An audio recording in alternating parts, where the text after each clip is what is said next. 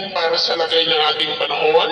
ngayong hapon pa ng September 10, 2024 na kung saan sa ngayon ay patuloy pa rin po nakabagat ang weather system na umiral po dito sa ating bansa, lalo na po dyan sa kanluran bahagi, habang mayroon pa rin pong dalawang bagyo na kapwa po nasa labas ng ating area of responsibility at ang isa ay nagbabanta na tatama sa silangan ng China hanggang bukas po. At ang nasa silangan naman ng ating bansa ay posibleng lalakas rin sa mga susunod na araw na mas magpapalakas pa ng habagat, lalo na po this weekend. Posible rin na papasok yan dito sa ating area of responsibility, pero yan po sa may northeastern tip boundary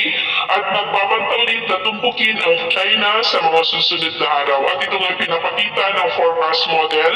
natin po ang ginagamit hanggang sa susunod na 2 linggo ay posible pa rin ang pamumuo ng mga panibagong banta ng sama ng panahon sa paligid ng ating bansa at ang development po ng mga yan ang ating babantayan. At sa lagay po ng ating panahon, ngayong hapon ay maulap ang kalangitan with isolated rain sa ilang bahagi ng Ilocos Region, Cordillera,